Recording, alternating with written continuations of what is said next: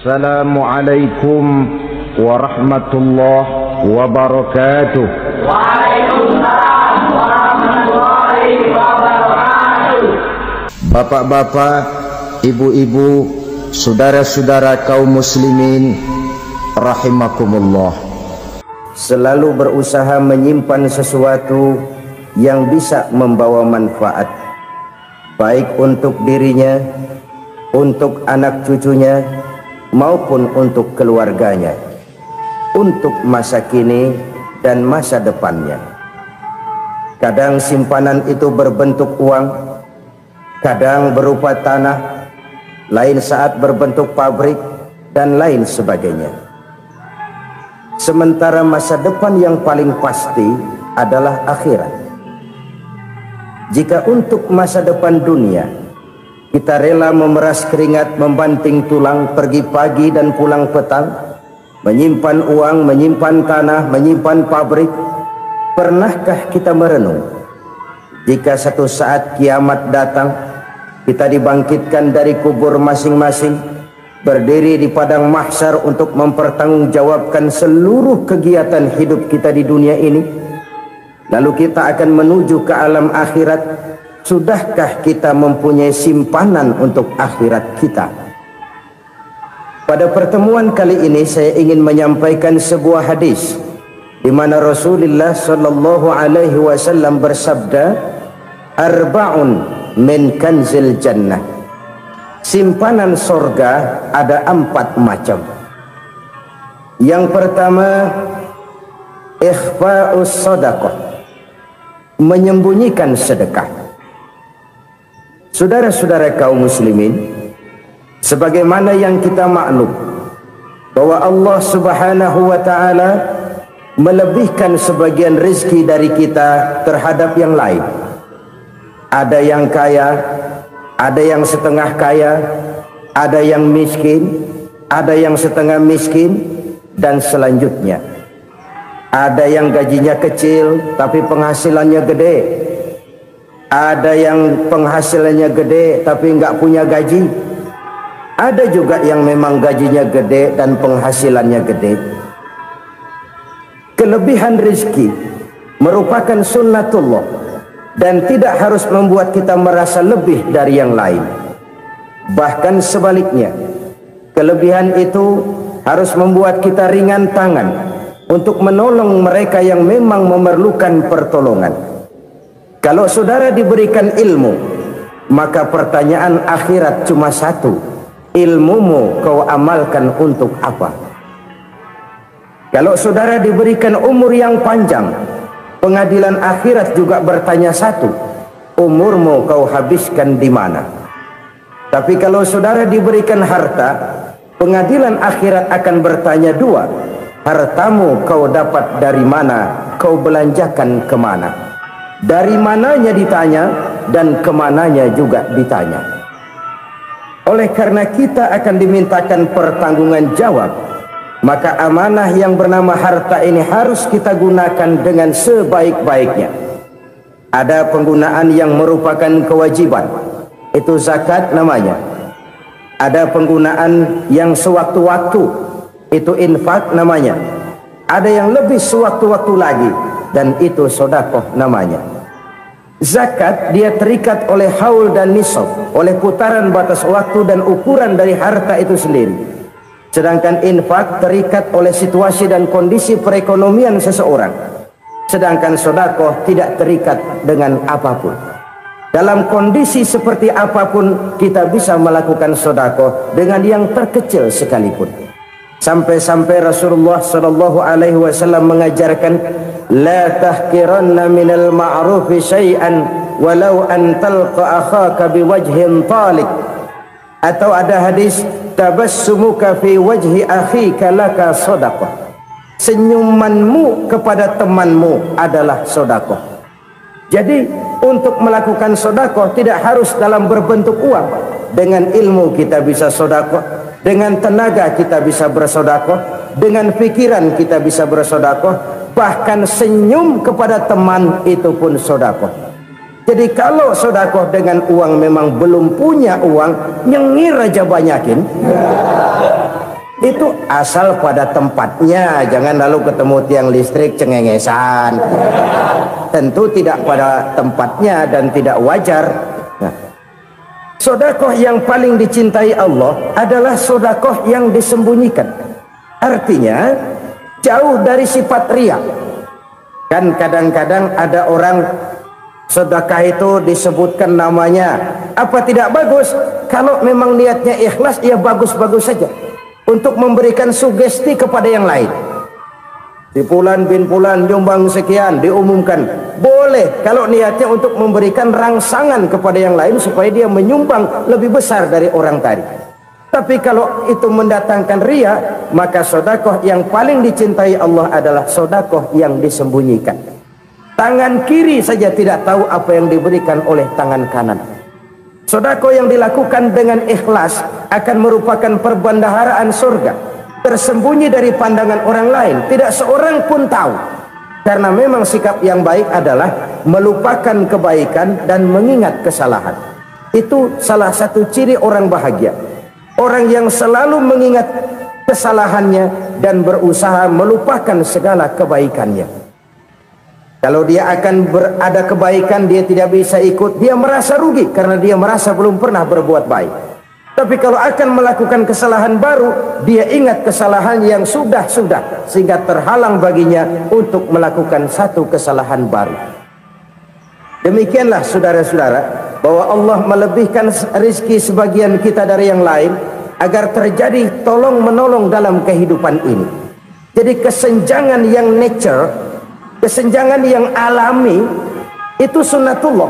Ada yang kaya, ada yang miskin, ada yang kelas menengah. Nah, kenapa lalu sekarang kita berusaha mengentaskan kemiskinan? Oleh karena adanya kesenjangan struktural. Kalau yang kaya bisa semakin kaya, kenapa yang miskin tidak bisa naik jadi ikut sedikit kaya? Sebab pada dasarnya Islam adalah agama yang sejak turunnya sudah berupaya memerangi kemiskinan. Bahkan dikatakan kemiskinan itu mendekatkan kepada kekufuran. Orang kalau miskin udah dekat banget sama kafir. Gampang menjadi kafir. Berapa banyak saudara-saudara kita yang oleh karena soal perut, oleh karena soal materi, terpaksa meninggalkan dan menanggalkan akidahnya, menjual petunjuk yang diberikan Allah dengan kesenangan dunia yang cuma sebentar ini. Na'udzubillah thumma na'udzubillah. Jadi makin kita sembunyikan satu sedekah, semakin banyak perbendaharaan kita di surga. Sedekah yang paling dicintai Allah adalah sedekah yang disembunyikan. Malahan ada seorang sufi, dia punya kebiasaan kalau pergi sholat Jumat dia bawa uang, itu uang dia taruh di bawah tikar masjid.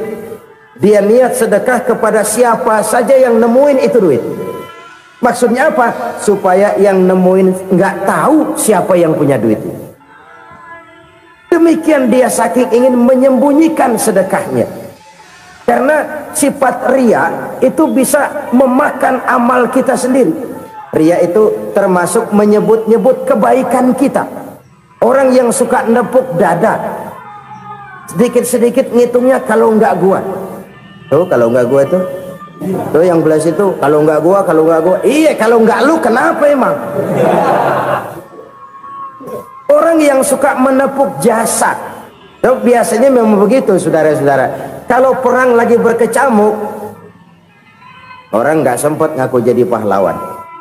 Tapi begitu perang selesai, yang kagak kenal bedil ngaku pahlawan, mas. Itu sesuatu yang biasa. Oleh karenanya orang-orang yang ikhlas dalam bersedekah, disembunyikannya sedekah itu Allah cinta betul. Malahan ada hadis memberikan jaminan, inna sedaqatal mar'il muslimi tazidu fil umri wa tadfa'u mitatas su'i. Sesungguhnya sedekahnya seorang mukmin tazidu fil umri, bisa menambah umur panjang, wa tadfa'u mitatas su'i, dan menyelamatkan manusia dari mati secara su'ul khatimah. Jadi siapa yang kepengen panjang umur, banyaklah sedekah. Yang bosan hidup, pelit terus. Sedekah menambah panjang umur dan menyelamatkan manusia dari mati secara su'ul khatimah. Pak, katanya umur itu nggak bisa ditambah, nggak bisa dikurangin. Kapan? Kalau ajal sudah datang. Fa idza jaa ajaluhum la yastakhiruna sa'atan wa la yastaqdimun. Kalau ajal datang tidak bisa dimajukan, tidak bisa dimundurkan. Itu kalau ajal sudah datang. Tidak bisa lagi umur ditambah dikurangi, sudah datang. Tapi kalau belum datang, itu kan haknya Allah. Mau ditambah, mau dikurangi, hak prerogatif Allah. Sebagai pencipta manusia, Allah maha kuasa dan maha mampu. Sedekah ini menambah panjang umur dan menyelamatkan manusia dari mati secara su'ul khatimah. Itu orang mati kan sama ya, kondisinya mati, nggak nafas. Tapi hakikat mati kan lain-lain.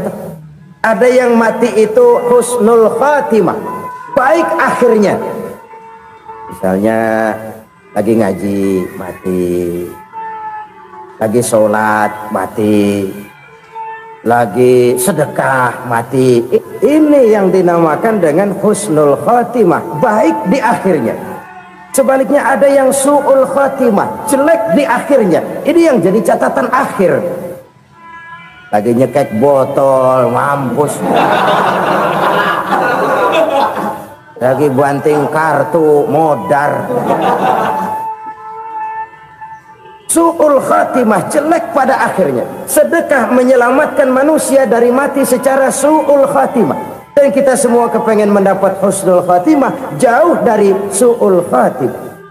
Oleh sebab itu yang bisa menyelamatkan kita dari penyakit itu antara lain adalah sedekah yang disembunyikan, yang dikerjakan dengan ikhlas karena Allah. Tidak karena kepengen dipuji orang, tidak karena ingin dikatakan orang pemurah. Sebab orang dermawan itu orang yang memberi tanpa harus diminta. Kalau masih harus diminta, ya belum dermawan namanya. Masih harus diminta. Kalau nggak diminta, ya tulus, lolos, polos. Saudara-saudara kaum muslimin rahimakumullah, harta adalah amanat dan akan kita pertanggungjawabkan. Allah melebihkan rizki sebagian kita dari yang lain agar kita saling tolong menolong, bantu membantu. Nabi janjikan siapa yang meringankan beban saudaranya muslim di dunia, Allah akan meringankan bebannya di akhirat nanti. Sebuah jaminan dari baginda Nabi. Si orang yang kita bantu barangkali tidak bisa membalas, Allah yang akan membalas lewat jalan lain yang tidak pernah kita sangka-sangka. Ada orang tanya, Pak, ini ada orang nyumbang masjid sambil marah-marah, bagaimana? Saya bilang sumbangannya aja ambil, marahnya jangan. Marahnya jangan diambil, itu urusan dia. Saudara-saudara kaum muslimin rahimakumullah, umat Islam ini kan umat yang punya potensi besar. Kadang kita merenung, kenapa kadang-kadang pembangunan masjid kok lambat sekali? Kalau hotel hari ini peletakan pertama, bulan depan peresmian. Supermarket hari ini peletakan batu pertama, minggu depan peresmian. Tapi kalau sudah yang namanya masjid, kadang-kadang peletakan batu pertama sekaligus jadi batu terakhir. 3 tahun, 4 tahun, campur nebar jalak di jalanan, duit dijaring kayak ikan sepat. Apa tidak ada orang Islam yang kaya? Banyak. Apa tidak ada pengusaha muslim yang jadi konglomerat? Ada. Lalu yang belum banyak itu yang komit terhadap nilai-nilai agamanya. Akhirnya kita jatuh jadi umat yang lemah.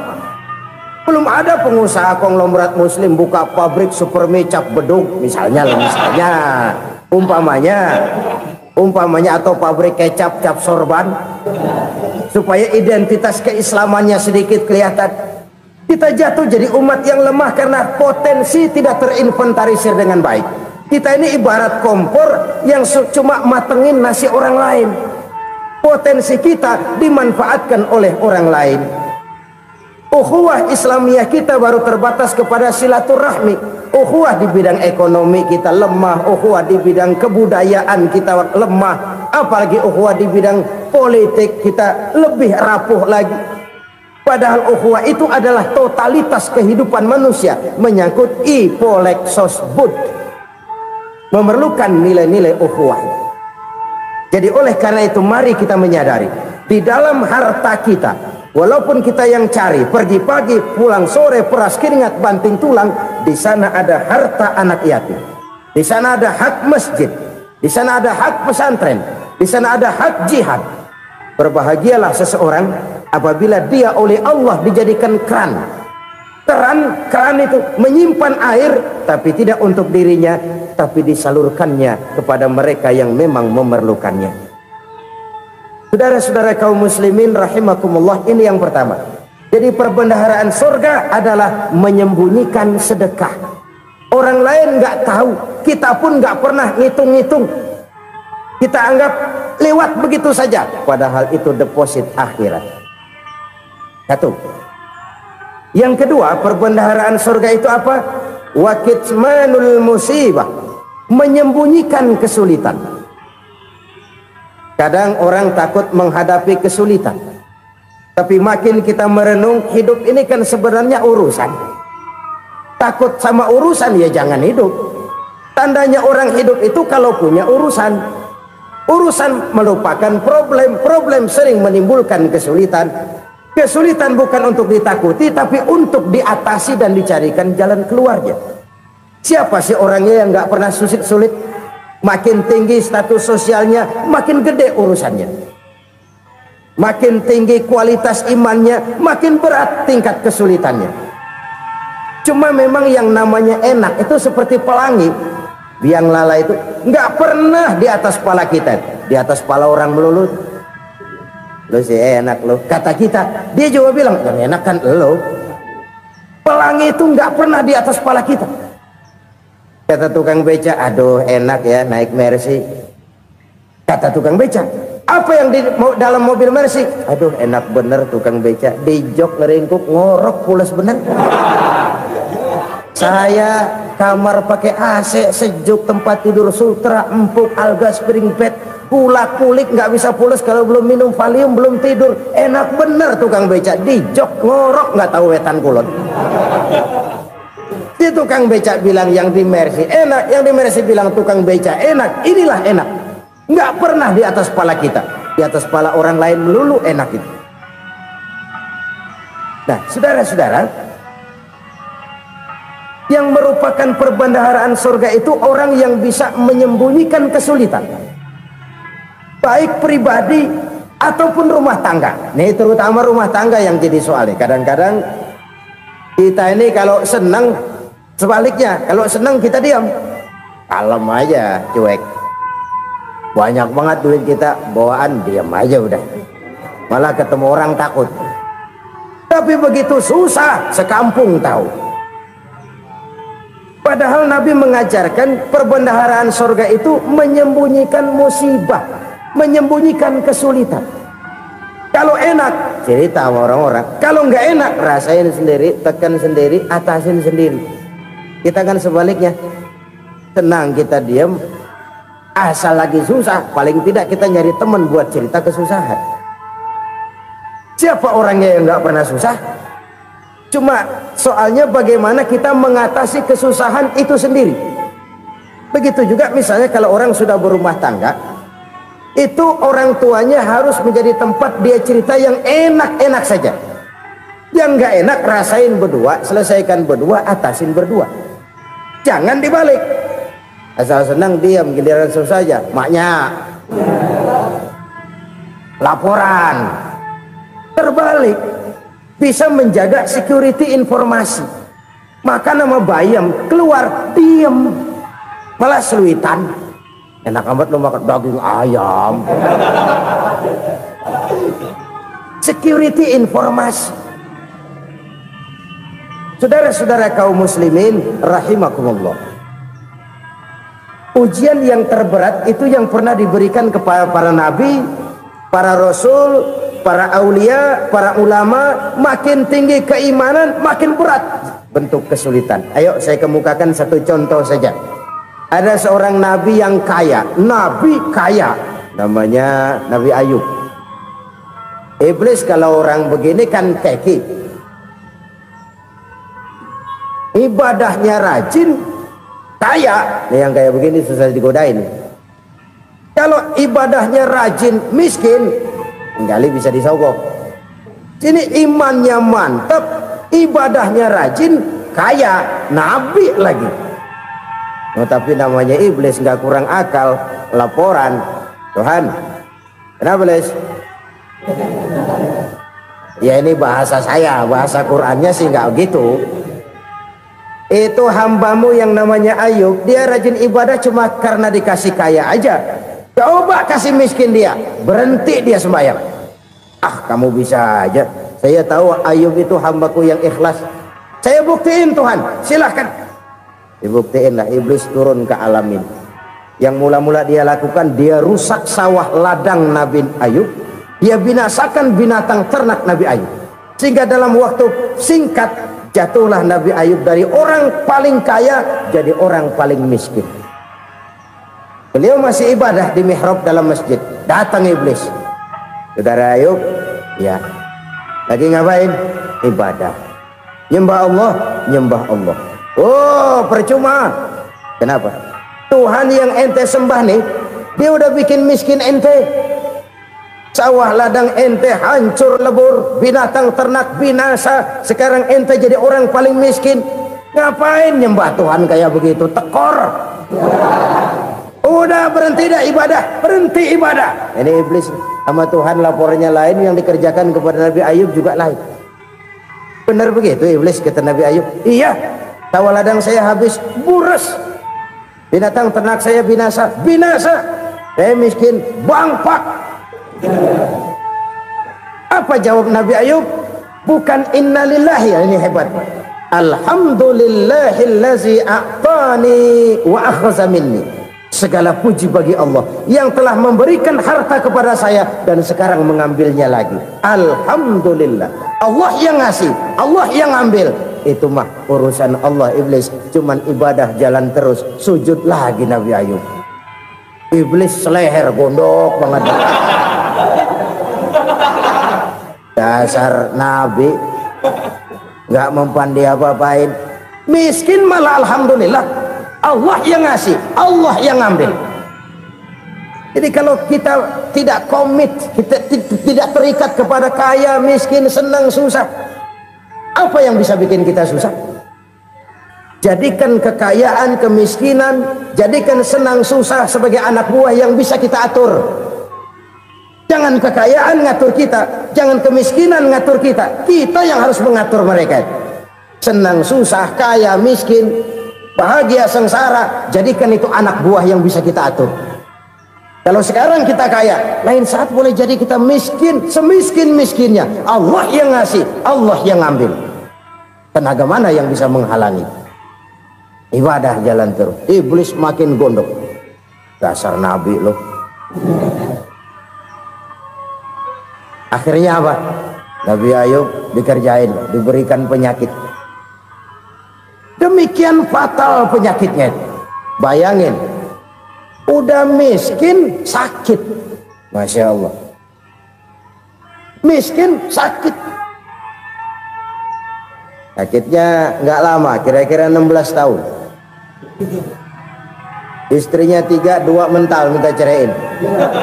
Ngerawatin laki bengek begini. Senang belum tentu, susah udah pasti nih. Cerai aja, cerai dah. Cerai. Tinggal satu Siti Rahmah yang setia menemani beliau. Sesetia-setianya hati perempuan. Satu saat Siti Rahmah bilang, "Bang, iya, abang kan Nabi bang. Lalu namanya Nabi kan doanya jarang meleset bang. Maksud kamu minta kenapa sih sama Tuhan biar abang sembuh baik dah bang?" Siti Rahmah, iya. Saya sakit berapa tahun sih dah? 16 tahun bang. Sebelum ini saya sehat berapa tahun? Ya kira-kira 60 tahun bang. Nah coba ente banding-bandingin Rahmah.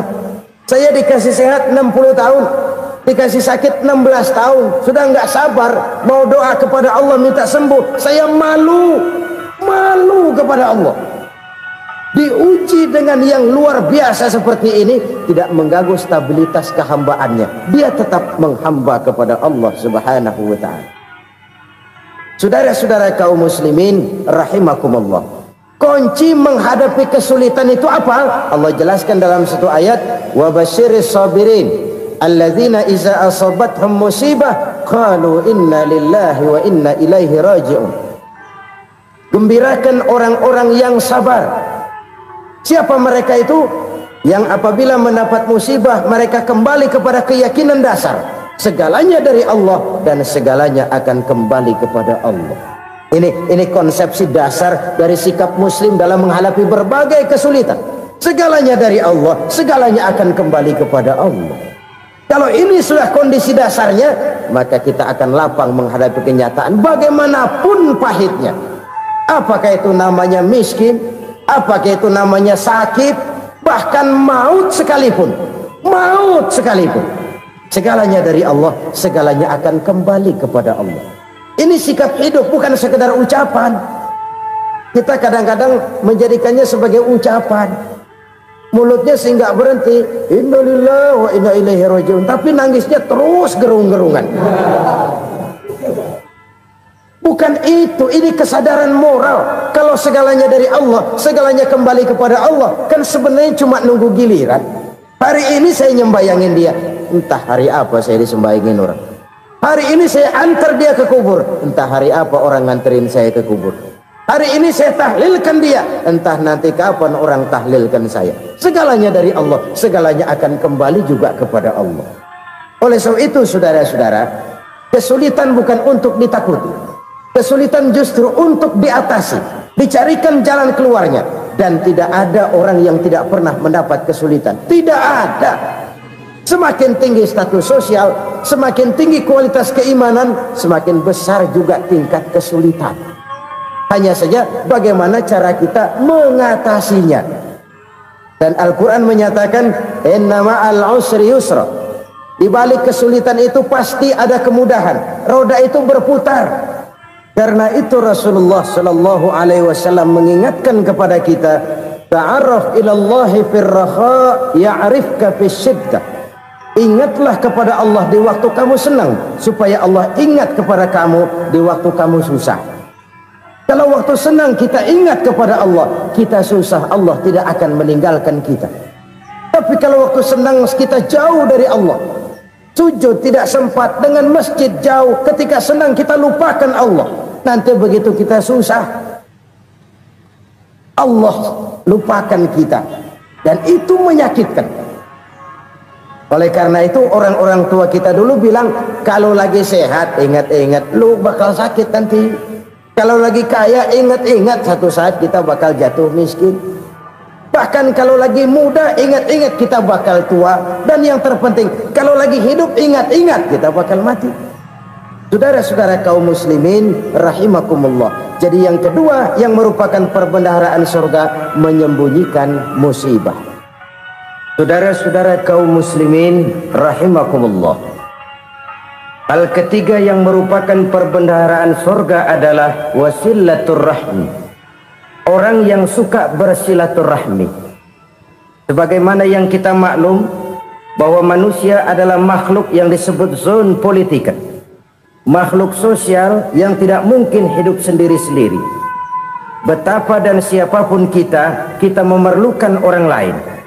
Bodoh betul manusia kalau tinggal di tengah masyarakat tapi tidak mau bermasyarakat. Merasa hebat sendiri, pinter sendiri, gagah sendiri, kaya sendiri. Mungkin kalau mati juga ngubur sendiri. Jangankan kita di sini, di sorga saja Nabi Adam waktu sendirian bengong melulu, mondar mandir. Allah tegur dam sepi dam. Ya ini kalau bahasa saya. Iya Tuhan sepi nih, nggak ada coret-corekan pisan ini. Diciptakan Siti Hawa baru anteng Nabi Adam. Itu di sorga. Cobalah. Umpamanya saudara tinggal di Jakarta nih. Kayak bener. Apaan aja di Jakarta punya saudara dah. Jembatan Semanggi ambil. Monas buntel bawa pulang. Hotel-hotel ambil semua. Cuman tinggal di Jakarta sendirian, apa enaknya? Betapa dan siapapun kita perlu orang lain. Tidak ada seorang pun yang bisa memenuhi kebutuhan hidupnya secara sendiri-sendiri. Nah, Islam telah menyelamatkan manusia dari ras diskriminasi, mengikat manusia dengan persaudaraan yang berlandaskan kepada akidah. Karena itu dianjurkan bersilaturahmi. Bahkan Nabi menyatakan, man arada ayyubsata lahu fi rizqihi wa yunsa'a fi atharihi falyasil rahimah. Siapa yang kepengen diluaskan rezekinya dan dipanjangkan usianya, banyaklah ia bersilaturahmi. Siapa yang kepengen dimudahkan rezekinya, hendaknya ia banyak bersilaturahmi. Kalau banyak teman, kesulitan kan paling tidak ada tempat cerita. Udah susah sendirian, kita pikirin diri, nggak ada tempat tukar pikiran. Cepet banget sama bengek. Dilawan sendiri. Nah, secara makro kita bisa berkata, tidak mungkin ada kemenangan kalau tidak ada kekuatan. Tidak ada kekuatan kalau tidak ada kesatuan dan persatuan. Tidak mungkin ada kesatuan dan persatuan tanpa semangat silaturahmi. Kalau umat Islam mau menang, dia harus kuat. Kalau umat Islam mau kuat, dia harus bersatu. Kalau umat Islam mau bersatu, dia harus membudayakan silaturahmi ini. Bahkan sampai-sampai kata Nabi, kalau bisa cari nilai tambah. Apa? Silman qata'ak. Bersilaturahmilah kau kepada orang yang marah denganmu. Masya Allah, indahnya ajaran agama kita. Orang yang marah pun kepada kita, kata Nabi, kalau bisa bersilaturahmilah kepadanya, kepada orang yang marah itu. Di situ nilai tambah. Cuman jujur nih hadis, ngucapinnya gampang, ngamalinnya yang berat banget. Orang marah sama kita, kita disuruh silaturahmi. Ada apa malu? Lu marah, ada gua marahan lagi. Gue pikirin. Saudara-saudara kaum muslimin rahimakumullah. Tapi ini yang diajarkan, bahkan ini yang dicontohkan oleh baginda Rasul. Bagaimana begitu mudah? Misalnya satu saat Abu Jahal ini ngatur strategi bagaimana bikin Muhammad celaka. Dia gali lubang di depan tempat tidurnya. Dia tutupin daun korma. Terus dia panggil seseorang, ke sini. Kasih tahu Muhammad, pamannya sakit keras, minta ditengokin. Berangkat orang ini ke sana. Muhammad, labbaik. Pamanmu sakit keras, dia minta ditengokin. Baik, saya akan datang menjenguk beliau. Berangkatlah Nabi ke rumah Abu Jahal tanpa prasangka apapun. Abu Jahal udah pasang setil, selimut 3 rangkap setengah dipakai, persis kayak orang meriang. Tapi sembari ngintip dari balik selimut, begitu Muhammad buka pintu, nah masuk perangkap nih. Muhammad jalan menuju tempat pembaringan. Makin lama makin dekat, makin lama makin dekat, makin dekat ke lubang yang dipasang oleh Abu Jahal itu. Dalam hati Abu Jahal, terus dah jatuh, mampus dah lo ini. Mampus lo hari ini nih. Apa yang terjadi? Malaikat Jibril datang. Muhammad, pamanmu cuma pura-pura sakit. Di depan tempat tidurnya ada lubang perangkap supaya kamu jatuh ke situ. Udah, kamu pulang. Balik kanan Nabi. Udah hampir jatuh ke lubang, balik kanan, pulang. Bayangin kecewanya Abu Jahal. Muhammad dikit lagi, Muhammad dikit lagi. Enggak paman, saya pulang aja. Emosi bangun dari tempat tidur, enggak sadar kalau lagi pura-pura sakit. Lompat ngejar Nabi, dia lupa dengan lubang yang dia gali.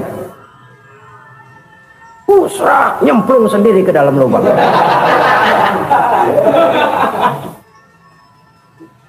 Nabi terus berlalu. Ini terjadi keanehan. Jatuh ke lubang yang dia gali itu sebenarnya nggak terlalu dalam ya, antara 3-4 meteran lah. Tolong saya jatuh ke lubang ini. Datanglah pelayan-pelayannya itu. Angkat saya dari sini. Oh, yang ngulurin tambang. Satu gulung, belum juga nyampe itu tambang. Kurang, beli lagi ke warung. Sambung, ulur lagi, nggak juga bisa sampai. Wah, ini kerjaan Muhammad ini. Tolong, siapa salah seorang kamu ke rumah Muhammad, kasih tahu encangnya kecebur. minta ditolongin. Sampaikan kepada Rasul. Kenapa? Pamanmu jatuh ke lubang, Muhammad minta tolong diangkatin. Tambang udah nyambung-nyambung nggak nyampe juga. Ya nanti saya datang, saya tolong. Coba.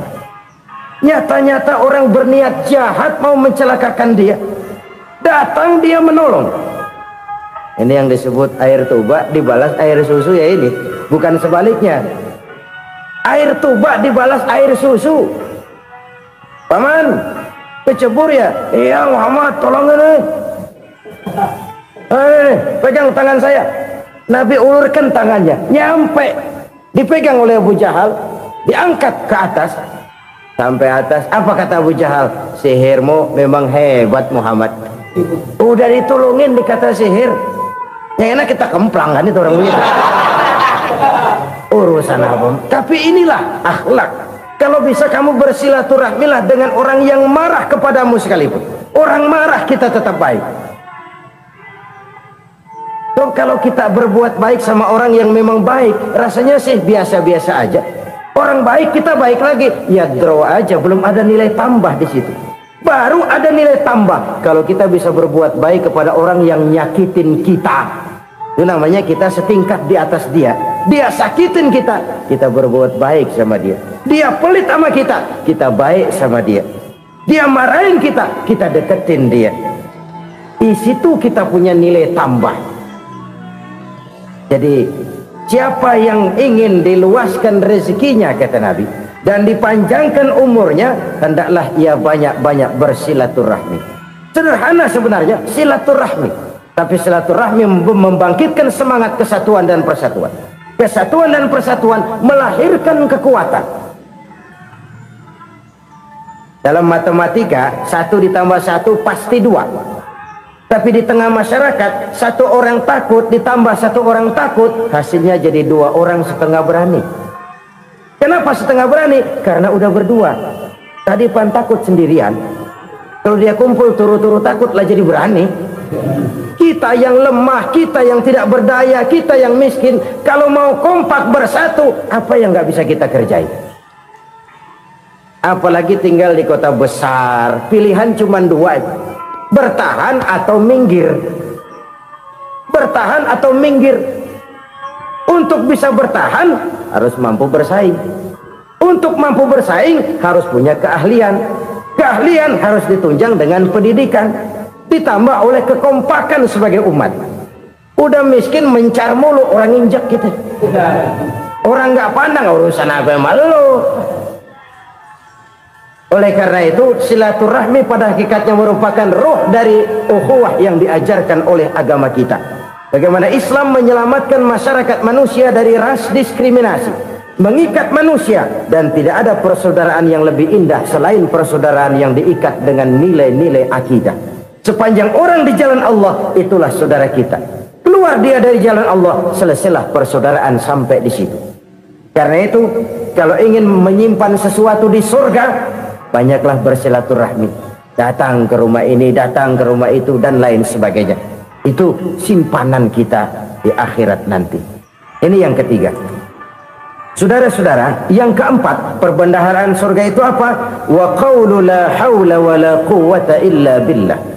Ucapan la hawla wa la quwwata illa billah. Ibadah kan ada yang berat, modalnya besar. Bangun masjid berat, modalnya besar. Bangun rumah sakit berat, modalnya besar. Ada ibadah yang berat tapi modalnya ringan. Misalnya puasa. Puasa itu berat, mengendalikan nafsu. Kalau sekedar nggak makan nggak minum sih enteng, mengendalikan nafsu. Itu jihad terbesar, tapi kan modalnya ringan, cuma niat saja. Ini ibadah berat, modalnya ringan. Ada ibadah yang ringan, modalnya juga enteng. Seperti termasuk ucapan la haula wa la quwwata illa billah. Tanpa sadar, la haula wa la quwwata illa billah, nyelengin tuh di surga. Nyelengin, kita nggak terasa, nyelengin simpanan akhirat. La haula wa la quwwata illa billah, nyimpan lagi. Kaget, la haula wala quwata illa billah, nyimpan lagi, banyak simpenan. Walaupun sebenarnya yang dimaksud di sini adalah kesadaran batin bahwa tidak ada daya dan kekuatan kecuali Allah. Itu intinya. Kita memulai pekerjaan disunahkan baca bismillah, kan begitu. Apa itu? Kesadaran moral bahwa ini saya bisa kerjakan. Saya kerjakan ini dengan menyebut nama Allah. Kenapa? Kalau Allah tidak memberikan daya dan kekuatan, mana mampu saya kerjakan ini. Maka saya kerjakan ini dengan menyebut nama Allah. Bismillah. Kesadaran moral. Manusia hanya wajib berusaha, tapi nggak pernah wajib berhasil. Banyak hal-hal yang kalau kita renungkan secara rasio nggak mungkin, tapi jadi kenyataan. La haula wala quwata illa billah. Tidak ada daya dan kekuatan kecuali bagi Allah semata-mata. Kesadaran moral akan kelemahan dan keterbatasan makhluk bernama manusia. Kadang kita kagum dengan otak, tapi kita sering lupa sama yang bikin otak. Padahal bagaimanapun hebatnya otak, yang bikin otak pasti lebih hebat dari otak. Nggak percaya? Silahkan otak-otakan.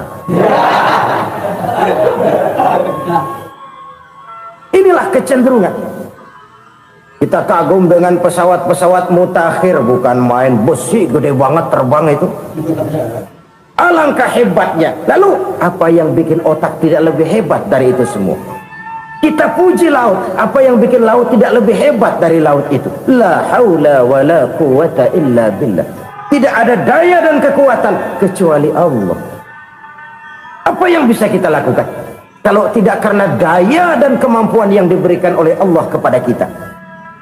Lahirlah sikap tawadu, rendah hati, tidak melonjak menjadi angkuh dan sombong, sadar akan kelemahan dan keterbatasan diri sebagai makhluk yang diciptakan oleh Allah Subhanahu wa taala. Jadi satu sisi ini ucapan yang berpahala, la haula, jadi wiridan. Pada sisi lain ini kesadaran moral, sikap mental, kesadaran batin bahwa yang punya daya dan kekuatan itu cuma Allah. Kita nggak pantas untuk sombong, sebab sombong itu pakaiannya Allah. Kita nggak sedang pakai pakaian Allah, kegedean. Dan makin kita renungi, makin terbentur. Apa sih yang bisa kita sombongi? Kita mau sombong apa? Kaya? Pintar? Itu kan semua relatif. Di atas langit masih ada langit lagi. Jadi oleh karenanya, marilah kita menyadari. Manusia hanya wajib berusaha, tapi tidak pernah wajib berhasil. Yang berusaha saja tidak wajib berhasil, apalagi yang tidak berusaha. Islam bukan agama orang pemalas yang selesai sholat lalu endelohom, nggelenggem ayem-ayem. Tapi Islam bukan agama orang sombong yang setelah berusaha lalu tidak memerlukan Allah. Kita bisa saja bikin proyeksi, tahun sekian kita bakal panen besar menurut perhitungan otak. Tapi ada kejadian lain. Apa? Tikus ngambek. Habis itu dimakanin tikus, panen gagal. Proyeksi rasional gagal oleh tikus-tikus yang ngambek itu. Bisa saja terjadi. Tahun depan kita panen besar, urung. Kenapa? Musim panas panjang. Dan sekarang ini koran-koran bikin berita musim mengalami penyelewengan. Bukan cuma manusia yang nyeleweng sekarang. Musim pakai nyeleweng. Mestinya kan musim hujan udah selesai, masih hujan-hujan juga. Musim. Nah sekarang kita boleh bikin proyeksi, kita bakal panen besar. Tahu-tahu musim panas panjang, sawah retak, air kering. Cari teknokrat yang paling botak, suruh pendekin tuh musim panas. La haula wala quwata illa billah. Inilah kesadaran moral. Saudara, saya teringat satu saat ada seorang konglomerat. Umurnya ya kira-kira 70-an. Satu saat dia ditanya oleh wartawan, "Pak, umur Bapak berapa sih?" "Ya paling 10 tahun." 10 tahun? 10 tahun? Anak Bapak berapa orang? Satu saja? Satu. Harta Bapak berapa? Ya paling-paling bangsa 7 juta kali. 7 juta? Iya. Pak, kenapa Bapak bohongi saya? Bapak punya buku biografi, koran-koran, majalah-majalah banyak memuat cerita riwayat hidup Bapak. Saya tahu umur Bapak 70. Kenapa bilang cuma 7 tahun? Saya tahu anak Bapak 8. Kenapa cuma bilang 1? Saya tahu harta Bapak miliaran, mungkin triliunan, pabrik di mana-mana, bank di mana-mana. Kenapa bilang uang Bapak cuma 7 juta? Nah, kata si konglomerat tadi, kamu benar nak, kamu benar. Umur saya kalau jumlahnya memang 70 nak. Cuman ingat-ingat saya, baru 7 tahun terakhir ini saya sujud. Baru 7 tahun terakhir ini saya berusaha dekat dengan Allah. Saya laksanakan perintahnya, saya jauhi larangannya. 7 tahun inilah rasanya yang ada nilainya di hadapan Allah. Yang 63 tahun matong, kelabu, kelem umur gue. Habis untuk maksiat, untuk munkarat. Maka ketika ditanya tadi, umur saya 7 tahun itu. Oh begitu Pak. Oh iya. Lalu anak Pak, anak Bapak kan 8. Kenapa bilang cuma 1? Nah, kalau jumlah hitungannya memang anak saya 8. Tapi dari 8 orang ini rasanya cuma 1 nih yang bakal jadi buah hati, belahan jantung, pelanjut cerita, penerus sejarah, bakal jadi anak soleh yang akan mendoakan saya. Cuma 1 rasanya anak saya ini yang bakal jadi buah hati saya, besar-besaran saya, yang akan mendoakan di kubur saya, yang akan mendoakan di akhirat saya. Yang 7 orang mana? Masya Allah, yang 1 tenggeng, yang 1 nyekek botol mulu, yang 1 nggak karu-karuan. Makanya saya bilang 1 anak saya yang akan bisa mendoakan saya. Oh begitu Pak. Iya. Nah, harta Pak, harta Bapak kan triliunan, pabrik Bapak di mana-mana, uang Bapak hampir di tiap bank-bank besar. Kenapa bilang cuma 7 juta? Betul kau nak. Harta saya kalau jumlahnya memang miliaran, triliunan mungkin, tapi yang saya ingat baru 7 juta tuh yang saya belanjakan di jalan Allah. Saya nyumbang masjid, saya santuni yatim piatu, saya bantu pembangunan pesantren, saya bantu pembangunan rumah sakit Islam. Itu yang akan saya bawa pulang ke akhirat, yang 7 juta itu. Yang triliunan itu nanti akan direbutkan oleh anak-anak saya sebagai waris saya. Jadi harta saya 7 juta itu yang bakal nemenin saya di akhirat, yang akan saya bawa pulang jadi teman saya. Saudara-saudara kaum muslimin, jangan-jangan orang tua itu adalah kita-kita ini. Jangan-jangan kita-kita ini adalah orang tua itu.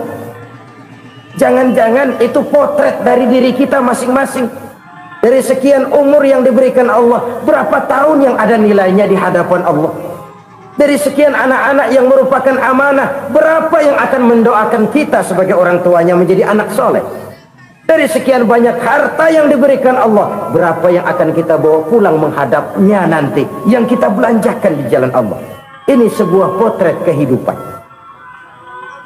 Karena itu kita kembali kepada la haula wa la quwwata illa billah. Kita wajib berusaha, kita wajib berikhtiar. Selebihnya segala daya dan kekuatan hanya milik Allah saja semata-mata. Satu kesadaran batin dari setiap pribadi muslim. Setelah ia berusaha dan berikhtiar, ia menyerahkannya kepada Allah Subhanahu wa ta'ala. Jadi satu sisi ini merupakan wiridan ucapan yang mengandung pahala, pada sisi lain ini merupakan sikap batin dari seorang muslim di dalam ia menghadapi realitas kehidupan ini. Saudara-saudara kaum muslimin rahimakumullah, kalau ini kita jadikan satu basis kehidupan, maka ini akan menyelamatkan manusia dari kemungkinan tergelincir menjadi orang yang lupa diri dan lupa darat. Sebab itu Imamul Ghazali berpesan, jadidis safinah fa innal bahra amiq, wa khuziz zad fa inna safara ba'id, wa khaffifil hamla fa innal hamla sadid. Perbarui selalu kapalmu karena lautan sangat dalam. Bawa bekal yang banyak karena perjalanan ini sangat jauh. Ringankan beban karena kebanyakan beban akan menyakitkan. Alangkah indah kalimat ini, alangkah dalam makna yang terkandung di sana. Perbarui selalu kapalmu karena lautan sangat dalam. Apa artinya ini? Jaga mentalmu baik-baik, pelihara imanmu baik-baik, karena hidup penuh cobaan seperti lautan. Kita kalau berlayar di lautan kan kadang-kadang tenang, angin bertiup sepoi-sepoi basah. Jika malam datang, bintang gemintang bertabur menghias cakrawala, rembulan memantulkan sinarnya dengan indah. Dalam keadaan begitu berlayar enak. Tapi lain saat ombak menggunung, halilintar menyambar, angin topan bertiup. Berapa banyak sudah saudara-saudara kita yang tenggelam di lautan dunia tanpa sadar bahwa dia belum sampai kepada pantai yang akan dituju. Berapa banyak sudah saudara-saudara kita yang tenggelam di lautan dunia ini tanpa sempat bangkit lagi. Dia menyangka sudah sampai kepada tujuannya. Hati-hati kapal jangan sampai bocor karena lautan sangat dalam. Iman ini jaga baik-baik karena hidup penuh dengan ujian. Wa khuzizat fa inna safara ba'id.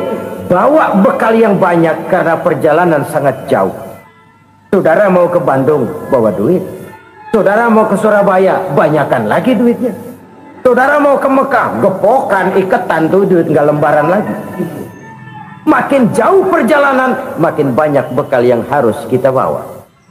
Kalau saudara dari Jakarta mau ke Surabaya, kagak bawa duit berangkat juga, itu sih bukan berani namanya, nekat. Sampai Surabaya belum tentu, sengsara di jalan udah pasti. Kenapa? Nggak bawa bekal berangkat. Sama juga kita nih, misalnya belum sempat sembahyang, mati.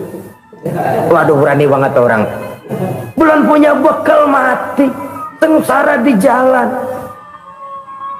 Atau bekal tidak cukup. Dari Jakarta saudara mau ke Surabaya, bawa duit 500 perak. Paling jauh Cikampek nyampenya itu. Paling jauh itu. Antara jauhnya perjalanan dengan bekal yang saudara bawa tidak seimbang. Hidup ini perjalanan panjang. A walking tour. Dimulai dari alam arwah. Sebelum jasad diciptakan, roh diciptakan lebih dulu. Dari situ pindah ke alam rahim. Dari alam rahim pindah ke alam dunia. Dari alam dunia pindah ke alam barzah. Baru menuju akhirat. Satu perjalanan panjang. Kalau bekal tidak bawa, sengsara di jalan. Bawa bekal yang banyak karena perjalanan ini sangat jauh. Wa khaffifil hamla, ringankan beban karena beban itu cuma akan menyulitkan. Kalau bekal itu sih keperluan, tapi beban nggak kita perluin, cuma ngeberat-beratin. Apa ini beban? Dosa. Kecurangan, kebatilan, kesoliman, ketidakadilan, kesewenang-wenangan, itu akan jadi beban kita di akhirat. Alangkah celakanya perjalanan panjang, bekal tidak bawa, beban kelewat banyak, alamat sengsara di jalan. Pahala tidak ada, dosa berlipat ganda. Na'udzubillah tsumma na'udzubillah. Kalau kita rangkum nasihat Al-Ghazali dengan kisah si konglomerat tadi, kita akan mengambil kesimpulan. Pertama, bekal terbaik dalam menghadapi gejolak kehidupan ini tidak lain adalah iman. Yang kedua, pahala dan dosa. Dua hal kontroversial. Pahala adalah bekal, dosa adalah beban. Tapi kita sekarang kan tidak begitu terangsang kepada yang abstrak. Orang berlomba mencari yang konkret-konkret saja, yang real. Kalau emang dosa, benjol dong, kira-kira begitu. Kira-kira begitu. Persis orang Yahudi dulu. Orang Yahudi itu kan pernah minta kepada Nabi Musa, Ya Musa, lan nu'mina laka hatta narallaha jahrah. Musa, kami nggak bakal mau beriman kepada Allah kalau belum kami lihat Allah ada nongkrong di depan kami. Kalau memang Tuhan ada, taruh dong di depan kami. Mau yang konkret-konkret saja. Kalau memang dosa, benjol dong. Kalau memang pahala, berasa dong. Orang terangsang kepada yang real, yang konkret-konkret saja. Karena itu, untuk mengejar dosa, orang mau bayar. Tapi untuk mengejar pahala, walaupun tidak bayar, orang segan. Ini yang dikatakan oleh Nabi, kamu mengharapkan ke surga, tapi kamu berat melaksanakan sesuatu yang bisa membawa kamu ke surga. Kamu ingin jauh dari neraka, tapi tiap saat kamu lakukan perbuatan-perbuatan yang justru menjerumuskan kamu ke neraka.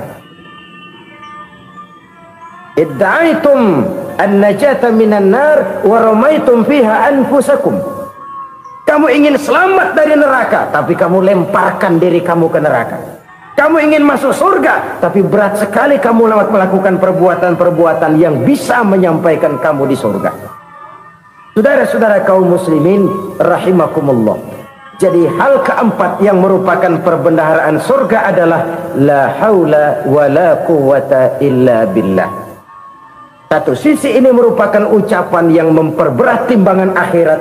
Pada sisi lain ini merupakan sikap hidup seorang muslim, kesadaran batin yang sangat dalam bahwa tidak ada daya dan kekuatan kecuali Allah. Dan itu kita simbolkan pada saat memulai pekerjaan dengan bismillah, dengan menyebut nama Allah. Satu kesadaran moral, saya hanya bisa melakukan ini karena diberikan daya dan kekuatan oleh Allah. Lahirlah sikap tawadu, rendah hati, tidak melonjak menjadi angkuh dan sombong.